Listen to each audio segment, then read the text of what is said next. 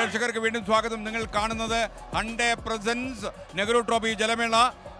കോസ്പോൺസേഴ്സ് നിങ്ങൾക്കറിയുന്നത് പോലെ mutual fund ശരിയാണ്, അതുപോലെ Adani Ambuja plus cements. Okay, അപ്പോൾ എല്ലാ പ്രായോജകർക്കും നന്ദി. പ്രിയപ്പെട്ട പ്രേക്ഷകരെ, ഞങ്ങൾ നിൽക്കുന്ന ഈ ബോട്ട് നിങ്ങൾക്കറിയാമല്ലോ, വലിയ സൗകര്യമുള്ളൊരു ബോട്ടാണ്. നല്ല സുന്ദര ഭക്ഷണമായിരുന്നു. ഇത് എത്ര വനിതകൾ ചേർന്നാ? വരൂ വരൂ വരൂ വരൂ വരൂ വരൂ ചേട്ടത്തി ഇങ്ങോട്ട് വരൂ. ഹലോ, ഇത് എവിടെ പോയി കിടക്കുന്നു? ഇങ്ങോട്ട് ഇങ്ങോട്ട് ഇങ്ങോട്ട്. Okay okay okay. അപ്പോൾ വരൂ. എന്താ പേര്? ശ്രീകുട്ടി രമേശ്. ആരാധന. നാലാമത്തെ ആളെന്ത് ചെയ്യും? വരൂ. നാലാമത്തെ ആളെ കണ്ടില്ല. നിങ്ങള് ഈ എത്ര കാലമായി തുടങ്ങിയിട്ട്? ഞങ്ങളിപ്പോ 5 വർഷമായി.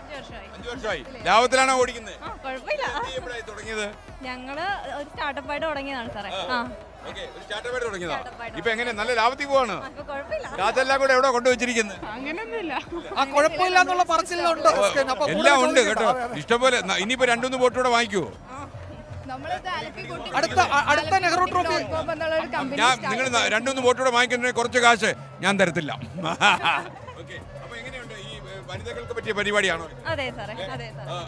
ഞങ്ങളൊരു വള്ളക്കാരെ കൊണ്ട് ബുദ്ധിമുട്ട് എന്തെങ്കിലും ഉണ്ടോ? ഇല്ല ഇല്ല. വെള്ളക്കാരെ കൊണ്ട് ബുദ്ധിമുട്ടുണ്ടോ? നമ്മൾ alappi.com എന്നൊരു കമ്പനി സ്റ്റാർട്ട് ചെയ്യുന്ന വെച്ചാൽ ഒരു വെബ്സൈറ്റ് കൂടി സ്റ്റാർട്ട് ചെയ്തതാണിത്.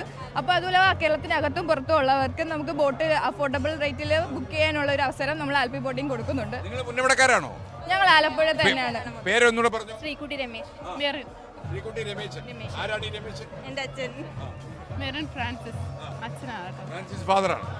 ആരാധന റെജികുമാർ. ചെറുപ്പക്കാരികളാണ്, നമുക്ക് അസൂയ തോന്നും. നാലാമത്തെ കക്ഷിയുടെ പേരെന്താ?